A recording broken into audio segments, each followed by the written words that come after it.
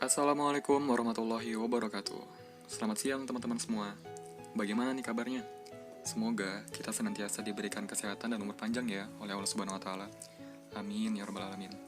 Perkenalkan, kami dari kelompok 2 yang beranggotakan Dina Rizza Dilia, Muhammad Ilham Triadi, dan Syahrul Mubarak Zofari akan menampilkan sebuah video yang sangat informatif bagi kita semua. Tolong disimak baik-baik ya. Oh, tak lupa juga, yang saya hormati dosen pengampu mata kuliah PPMDI, Bapak Amirullah. Semoga beliau senantiasa diberikan kesehatan dan keberkahan dalam mengajar. Amin ya rabbal alamin. Video yang akan kita tampilkan saat ini ialah mengenai tokoh pembaru Islam, yakni Muhammad Abduh, dengan pembaruan yang dilakukannya di bidang ijtihad dan modernisasi pendidikan. Kira-kira siapa sih sosok Muhammad Abduh ini? Jadi Muhammad Abduh adalah salah satu tokoh pembaru Islam atau mujaddid dunia Islam pada abad ke-modern, tepatnya di sekitar abad ke-19. Muhammad Abduh merupakan sosok yang gigih dalam mengembangkan gerakan pembaruan Islam melalui gerakan intelektualnya. Pemikirannya meninggalkan pengaruh yang luas tidak hanya di tanah air, yaitu Mesir dan dunia Arab, tetapi juga di dunia Islam ini termasuk Indonesia. Beliau adalah seorang pembaharu yang mampu memberikan spirit bagi perkembangan dan kemajuan umat Islam. Bahkan, pemikiran dan perjuangan beliau tidak dipungkiri dapat kita rasakan sampai saat ini. Muhammad Abduh merupakan seorang ulama dan akademisi yang perlu untuk diteladani baik pemikirannya maupun perjuangannya dalam memajukan Islam dari keterpurukan. Kondisi dunia Islam pada saat kelahiran dan besarnya Muhammad Abduh sangat memprihatinkan, karena sebagian besar masyarakat Islam banyak mengenal dengan istilah taklid. Melihat keadaan masyarakat di sekitarnya, Muhammad Abduh sangat tidak menyukai taklid. Orang yang melakukan taklid menurut Muhammad Abduh memiliki derajat yang sangat rendah, karena hanya melihat lahir perbuatan orang yang diikutinya, tanpa memeriksa dasar dan pribadi orang yang diikutinya. Hal ini membuat perbuatan taklid menjadi tanpa dasar, sehingga dengan kondisi seperti itu, membuat Muhammad Abduh melakukan seruan untuk melakukan ijtihad. Kehidupan umat Islam saat itu dianggap sebagai kehidupan yang tidak bisa bersaing dengan negara barat. Dari sekian fitnah yang dilontarkan tersebut, tidak jarang mengakibatkan umat Islam sendiri cenderung pesimis. Keadaan masyarakat muslim saat itu memiliki pola pikir yang terkesan kolot dan jumut, sehingga jauh dari kemajuan dan bahkan tidak mengenal teknologi. Kegelisahan yang dirasakan oleh Muhammad Abduh tentang kemunduran umat Islam saat itu menjadikannya tergerak dan bersemangat untuk melakukan sebuah gebrakan dan agenda besar dalam rangka membangkitkan kembali semangat dan kejayaan umat Islam. Salah satu yang dilakukan oleh Muhammad Abduh adalah melalui modernisasi atau pembaruan sistem pendidikan Islam yang dipandang sebagai langkah dan upaya yang paling efektif dalam melakukan perubahan terhadap kondisi umat Islam pada masa itu. Biografi Muhammad Abduh. Nama lengkap dari Muhammad Abduh adalah Muhammad bin Abduh bin Hasan Khairullah, dan lahir pada tahun 1266 Hijriah atau 1849 Masehi di Mahalat Al-Asr, kawasan Subrakit, Provinsi Buhairiyah di Mesir. Ayahnya bernama Abduh Hasan Khairullah, seorang imigran yang berasal dari Turki dan telah lama menetap di Mesir. Adapun sang ibu bernama Junaunah binti Utsman Al-Kabir, yang merupakan silsilah keturunan dengan Umar bin Khattab. Orang tua Muhammad Abduh bekerja sebagai petani dengan pendapatan yang pas-pasan. Orang tua Muhammad Abduh sangat menginginkan anaknya menjadi seorang yang berguna, sehingga ketika Abduh masih kecil, ia sudah dikirim ke Masjid Al-Ahmadi Tanta, yang termasuk salah satu lembaga pendidikan terbesar di Mesir.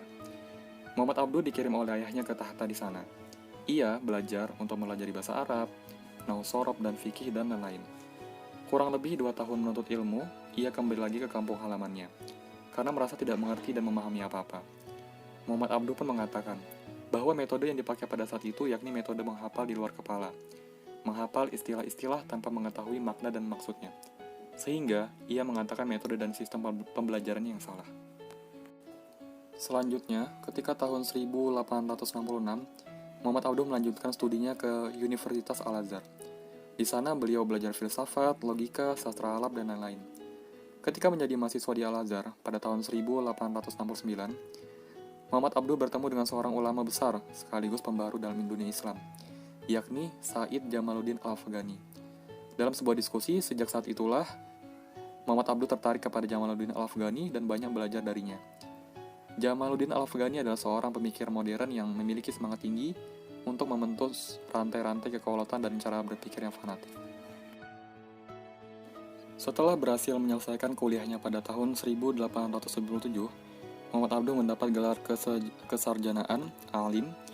Prestasi ini memberikannya hak untuk mengajar di 3 lembaga pendidikan formal, yaitu Al-Azhar, Dar Alam Umum, dan Perguruan Bahasa Kadevi. Ia mengajar berbagai mata pelajaran seperti logika, filsafat, teologi, sejarah, dan ilmu politik. Muhammad Abduh senantiasa menanamkan semangat pembaruan dan menekankan kepada muridnya agar berpikir kritis dan rasional dan tidak terikat hanya pada satu pendapat tertentu. Pembaharuan yang dicetuskan Muhammad Abduh yakni ada 2. Yang pertama, ijtihad, dan yang kedua, modernisasi pendidikan.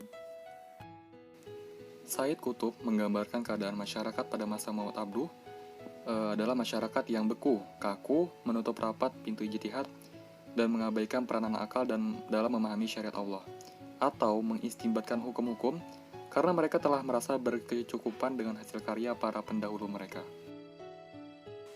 Muhammad Abduh sangat menghargai para mujtahid dari mazhab apapun. Menurutnya, mereka adalah orang-orang yang telah mengorbankan kemampuannya yang maksimal untuk mendapatkan kebenaran dengan niat yang ikhlas serta ketakwaan yang tinggi kepada Allah Subhanahu wa Ta'ala.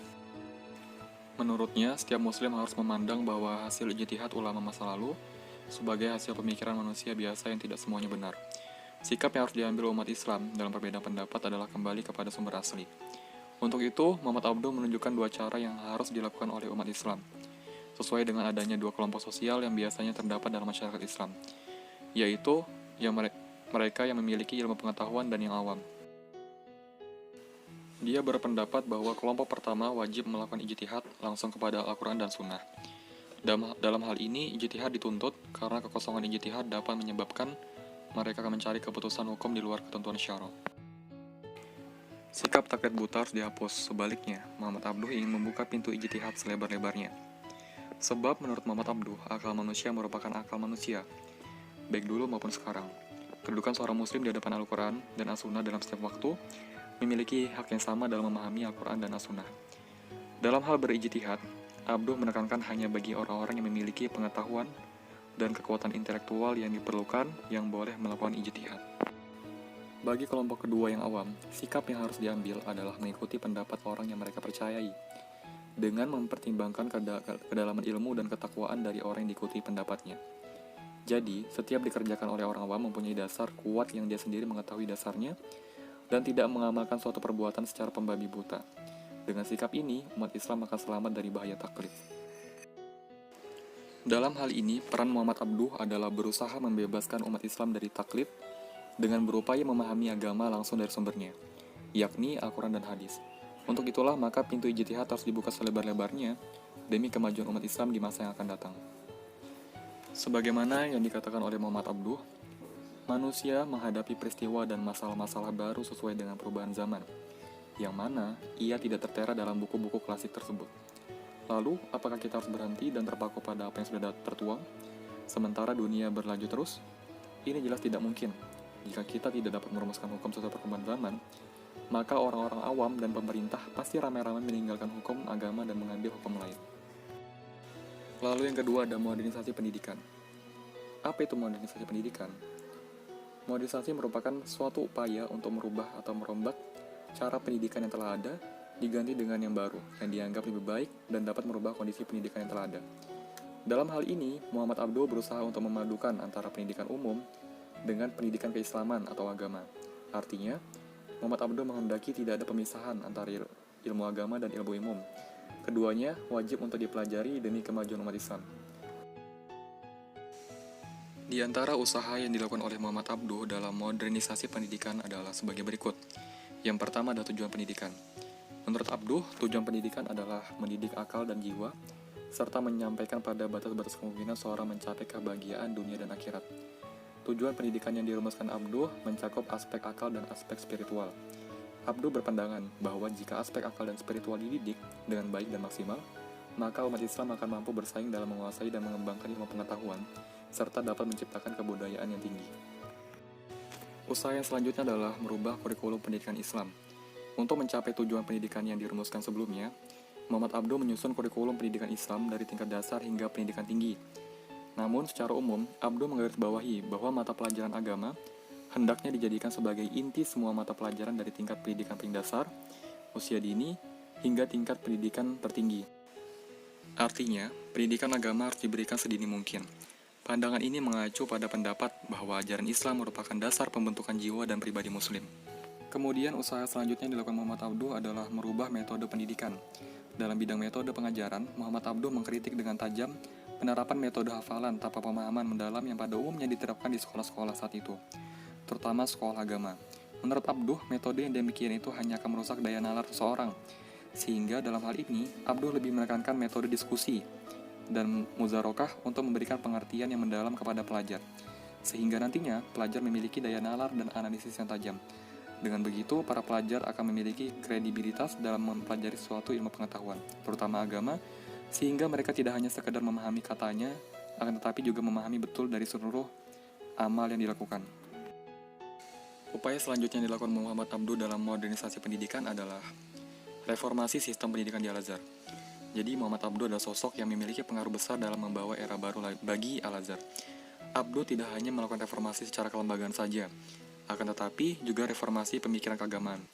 Perjuangan Muhammad Abduh dalam reformasi sistem pendidikan di Al-Azhar bukanlah hal yang mudah untuk direalisasikan, karena banyaknya ulama yang konservatif di kampus Al-Azhar yang menentang mati-matian usaha pembaruan yang ingin dilakukan oleh Muhammad Abduh. Usaha awal reformasi sistem pendidikan Al-Azhar yang dilakukan oleh Muhammad Abduh adalah memperjuangkan mata kuliah yang dianggap sebagai barang haram oleh para ulama Al-Azhar, yaitu mata kuliah filsafat dan mantik. Untuk diajarkan di Al-Azhar, menurutnya dengan mempelajari kedua ilmu tersebut, semangat intelektualisme Islam yang padam diharapkan dapat kembali bersinar. Adapun kesimpulan dari video ini adalah bahwa pembaharuan yang dilakukan oleh Muhammad Abduh itu paling tidak difokuskan dalam dua hal, yaitu pertama, ijtihad yang bertujuan untuk menjauhkan manusia dari perbuatan taklid buta dan membuka pintu ijtihad selebar-lebarnya supaya manusia terlepas dari kejumudan dan keterpurukan. Yang kedua ialah pendidikan, yang bertujuan untuk memberikan porsi yang seimbang antara ilmu-ilmu umum dan dengan ilmu keagamaan. Itulah ulasan singkat dari kelompok kami mengenai pemikiran Muhammad Abduh dalam ijtihad dan modernisasi pendidikan Islam. Semoga teman-teman semua dapat mengambil manfaat dari penayangan video ini. Dan kami dari kelompok kedua ingin mengucapkan banyak terima kasih karena telah menonton video ini sampai habis. Dan kami juga memohon maaf jika ada kesalahan kata atau kekurangan kata dalam pembuatan video ini. Kurang lebihnya mohon maaf. Wassalamualaikum warahmatullahi wabarakatuh. Sampai jumpa teman-teman semua.